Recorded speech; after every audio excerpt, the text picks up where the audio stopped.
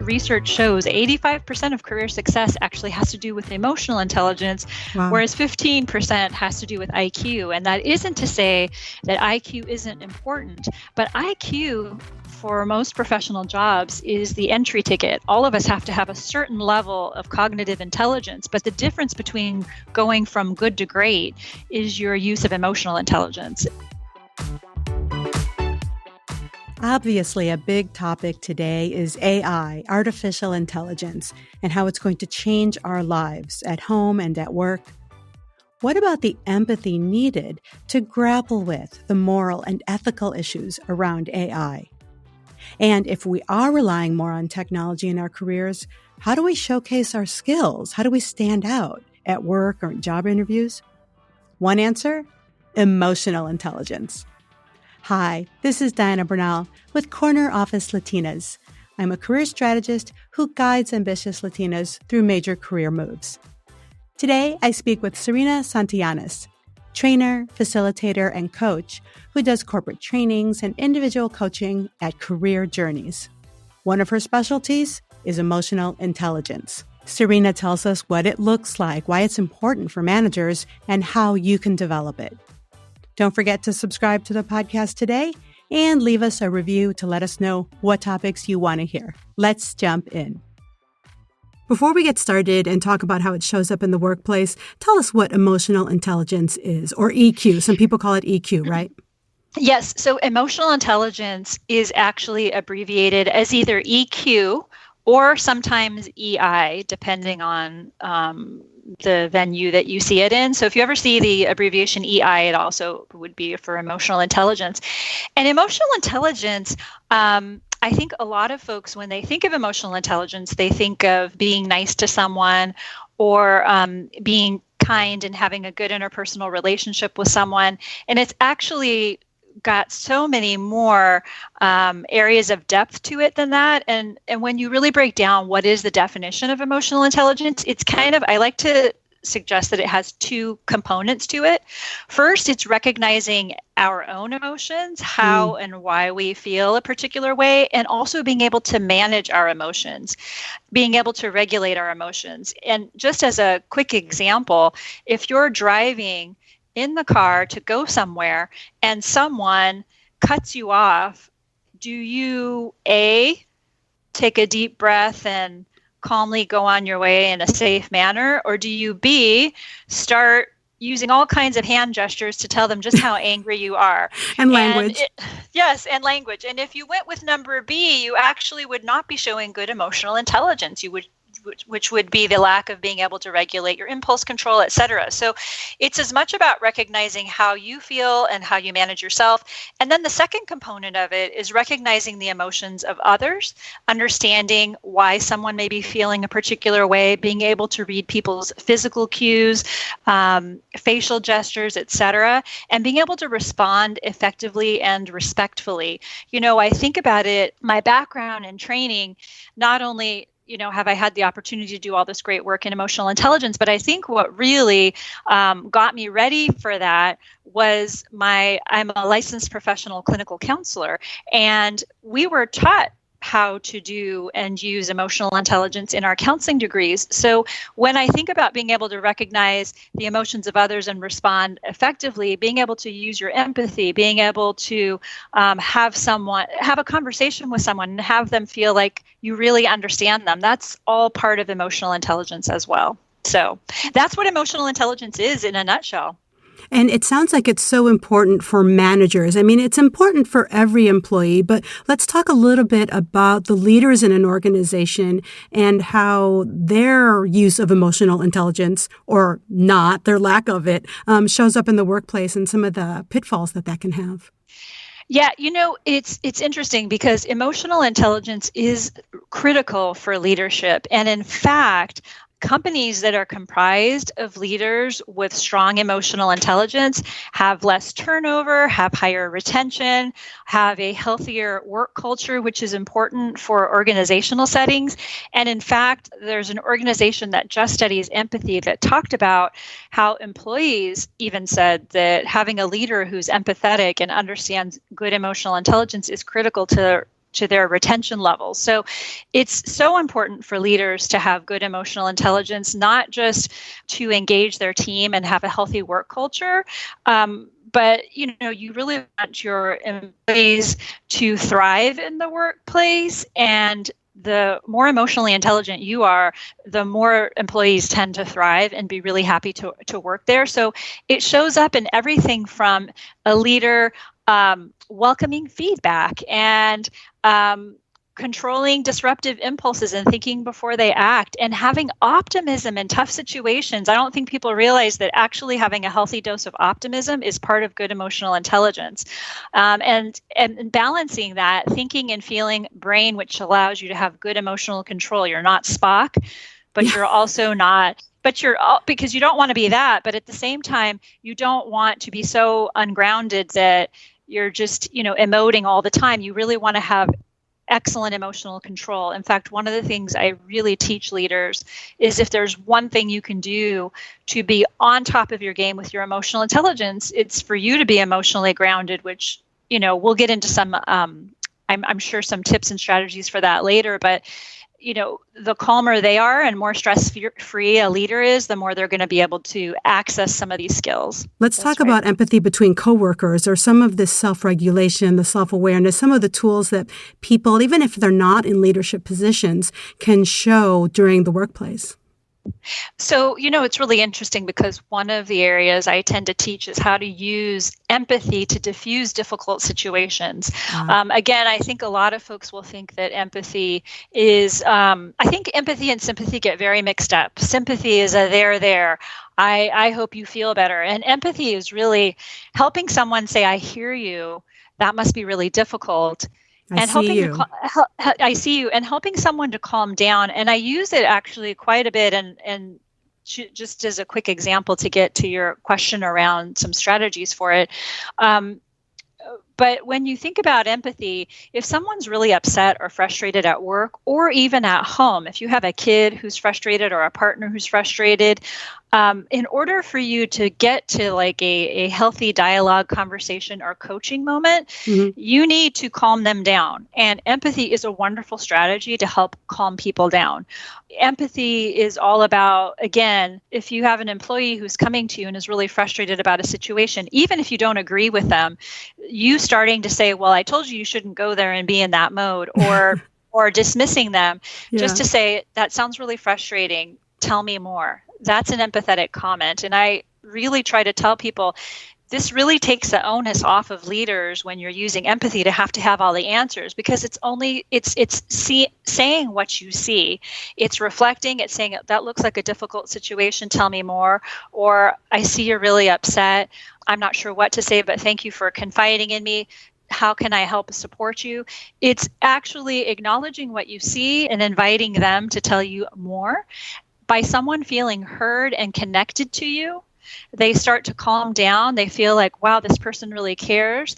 And now you can get to the collaborative coaching moment or wherever you need to get to. But it is, again, I mentioned I'm a licensed professional clinical counselor. All of these tools are what we're taught in counseling.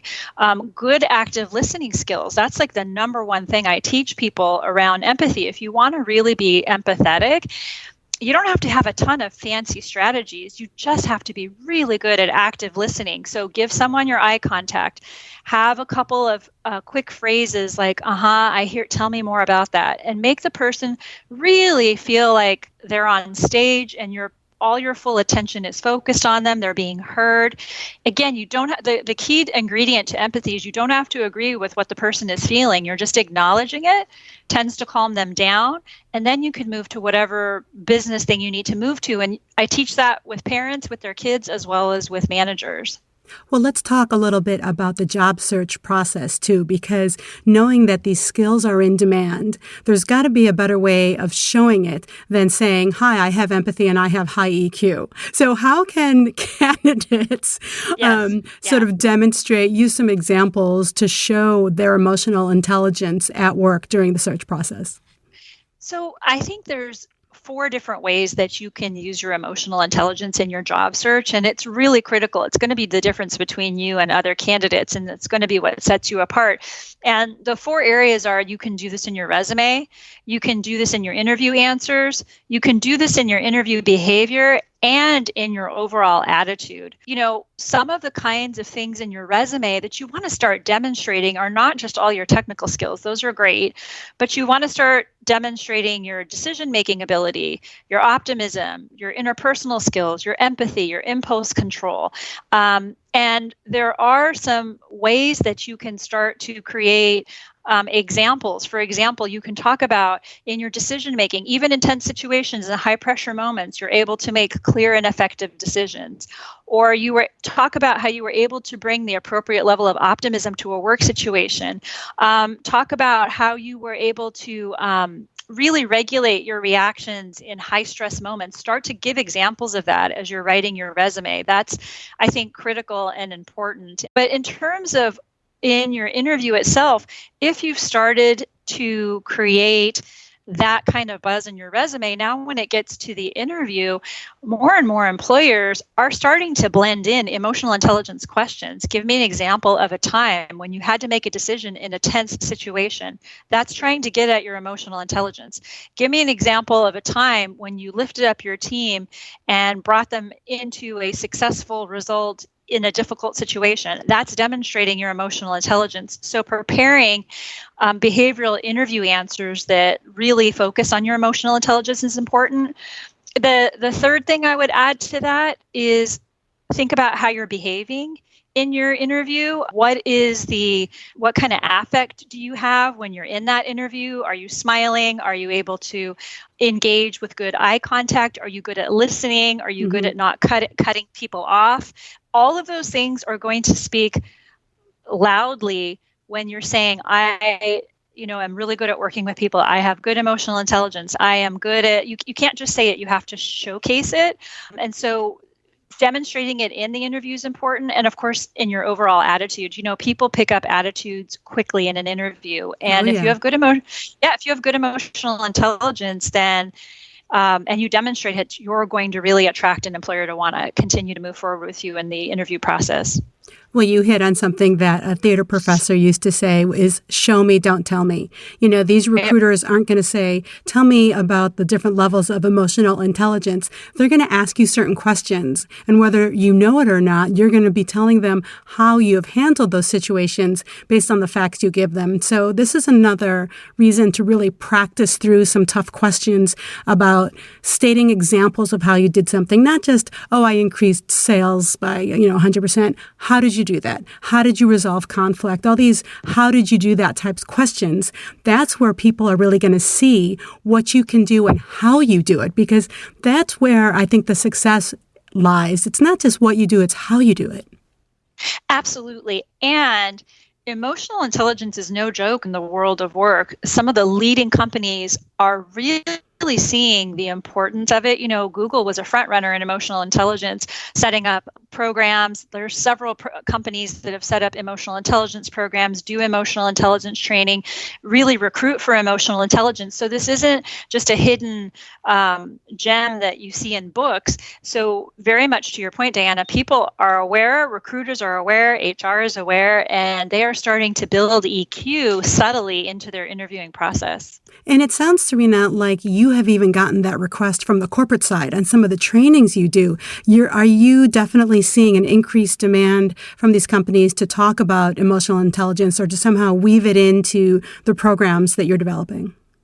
Absolutely. I would say that emotional intelligence has been of interest. So with the companies that I work with who come in and ask me to either develop a program for them or to do a training for their leaders or to create something around emotional intelligence, I've seen that increase in the last handful of years because companies are seeing that career success, in fact, research shows 85% of career success actually has to do with emotional intelligence, Wow. whereas 15% has to do with IQ. And that isn't to say that IQ isn't important, but IQ for most professional jobs is the entry ticket. All of us have to have a certain level of cognitive intelligence, but the difference between going from good to great is your use of emotional intelligence. And so companies are really seeing the value of how this impacts bottom line. And so definitely I've seen an increase in it in the last handful of years. And I would say since the pandemic started, it's been definitely one of the number one requested topics has been to develop emotional intelligence. In fact, ironically, another area that I specialize in is communication training. Like, for example, I use the Myers-Briggs. And if any of you listening have ever used the Myers-Briggs, which teaches you about effective communication, I teach people how to adapt their style when they're working with others, whether it's an email or in person. And actually, interestingly enough, it really also feeds into emotional intelligence because another important component of emotional intelligence is your ability to read people and to adjust your communication. And that's exactly what communication training is about. So with that being said, I think communication training and EQ are by far two of the most important. I had one of my clients actually that I worked with this summer asked for about 12 sessions of how do you build your stress tolerance. And stress tolerance is is one sub skill of emotional intelligence, and that is your ability to be able to perform effectively even under high doses of stress. That's what stress tolerance is. Yeah. And we spent all summer. I was going around the state, obviously virtually. I was in a different part of the state every week for about 6 to 8 weeks, and we were teaching folks how to leverage their stress tolerance personally and professionally, and giving them tips and strategies. So yes, it's been very popular again for a while, but it is really increased since the pandemic hit. Well, and you mentioned Myers-Briggs, and you and I are both fans of Myers-Briggs. Yes, we are. ENFJ right here. That's right. Before we end, give us some guidance because one of the keys to emotional intelligence is self-awareness. So it's almost like this catch-22, like how do you catch yourself if you're not even sure if you have self-awareness, which means that you probably don't have self-awareness. I mean, where does somebody start? Yeah, that's a really great point, Diana. So if I was to give you a couple of tips and the listeners a couple of tips for what you can do to access your emotional intelligence, let me first start by saying, and I think this is an important point, all of us are innately born with certain strengths in emotional intelligence and certain areas that we need to develop in emotional intelligence. And just like personality style, everybody's got their strengths and everybody's got their areas of needed development. And it's the same thing with emotional intelligence. I think the question, though, really becomes, or not even the question, but the important factor that I've been really trying to highlight in my teachings is that when you're under stress, you are not going to be able to access your emotional intelligence very well, even if you feel like you could be listening to this and say, I'm good with emotional intelligence, I'm great at all these things, but you will not be able to access it when you're stressed. So the biggest takeaway, if I can give a tip, is if you want to create that self-awareness and if you want to really access good emotional intelligence, you need to minimize your reactions to stress or having stress reactions. And so a component that goes hand in hand with emotional intelligence is actually mindfulness and meditation. Oh, yeah. And I know that is a very popular topic, and for some it may feel even a little kind of out there, but I have to tell you there is scientific research that suggests that when your brain is calmed down and you can really more fully access your executive functioning, then you can get to that good emotional intelligence that you need to get to. So if there's anything that you can do this new year to help you be better at emotional intelligence, I would say even integrating in once an hour, a lot of times once an hour we'll stand up and stretch. Once an hour, do a quick 30-second breathing exercise. Start your day with a little quick meditation. And I have a great site that I can share with everybody that I often recommend to folks. Make sure that you do some of those things that keep you stable and calm, so that way as you go through your day, you're able to handle things with that emotional control. Because really the most important piece of good EQ is having sort of that stable emotional control, not too heightened and not too Spock-like. The other thing I would say is have a couple of go-to phrases to exit a tough situation gracefully before you do overreact. If you're having a tough moment with the kids, if you're having a tough moment at work and you just need that easy button so you can walk away, how about saying something like, you know what, let's take a 5-minute break and come back later, or let's pick that up tomorrow. Let's take some time to think about it before we connect again. Or if you're with the kids, you could say, you know what, let's just stop for a moment, take a 15-minute break, and we'll come back to this a little bit later. That even a quick, easy button and having some of your favorite go-to phrases that you use when you feel yourself getting triggered will help you calm down. Because look, we're not perfect, so it's just recognizing when you're having some hot feelings or that anger, all those emotions that trigger stress for you. When you feel those coming on, have some phrases that let you exit it gracefully, and then come back when you're ready. Yeah, and do come back to it. That's a great one, actually. My cousin gave me that one when I had kids. When you have a tough one, it's, let me think about that. And I just used that this morning when she wanted to do some more online shopping. I'm like, okay, let me think about that. Let me come back to you. Let me go tape Serena, and I'll be right back. I love it. But the key is you got to come back. Don't leave the kids or your employees hanging. I mean, I think that's part of the accountability to each other, is that you can ask for patience, you can ask for a little bit of time, but then do take the initiative to come back and close that conversation.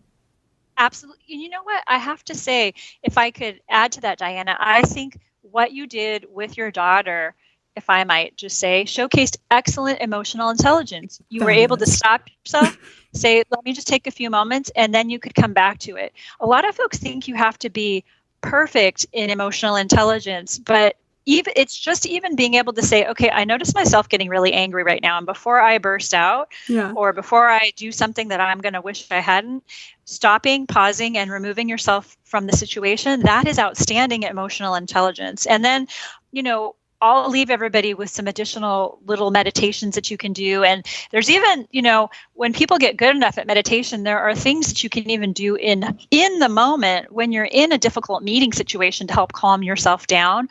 But if I also could tell you 2 other things, and I was just telling my son this the other day, another good sign of emotional intelligence in folks is being able to laugh at yourself, realizing you're not always the smartest person in the room, and being okay with that, and having a sense of humor about yourself. That, interestingly enough, is an excellent form of good emotional intelligence. So what I love about emotional intelligence is that it's not always about being on stage, touting that you're the best. It's really kind of the subtle art of being able to laugh at yourself and being able to lift other people up. And when you think about, some of the leaders in the world, or whomever is your kind of go-to person for emotional intelligence, they usually have such a sense of grace and presence. And that's what EQ tends to look like.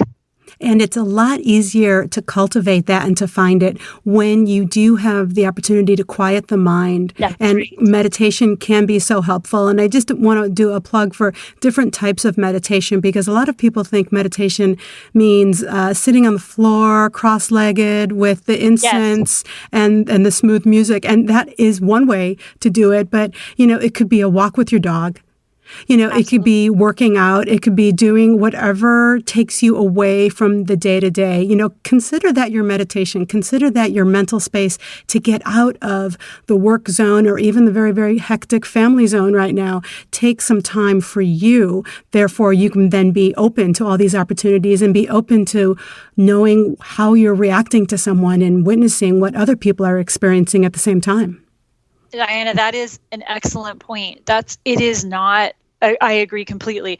It can be yoga, meditation, incense, but it is something as simple as 10-second deep breath, closing your eyes. It can be a walk with the dog. In the class that I teach, we actually go through like a quick 30-second simple breathing activity, and everybody walks away going, wow, I need to do that more. I don't even think about that.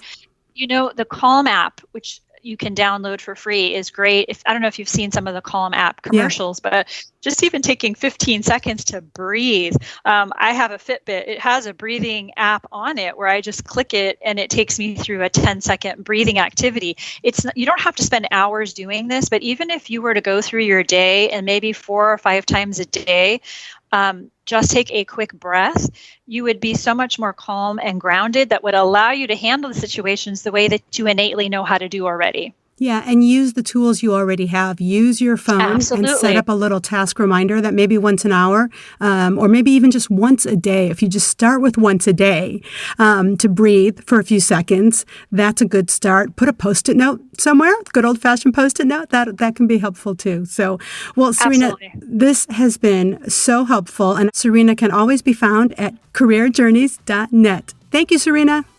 Thank you. It's been a pleasure. Thank you for listening. For more, visit cornerofficelatinas.com, where we give you the framework, inspiration, and support you need to reach and thrive in the corner office. We have some free downloads on the website, where you can also sign up for our e-news, so we can keep you posted on workshops and events coming up that you will not want to miss. That's cornerofficelatinas.com. See you next week.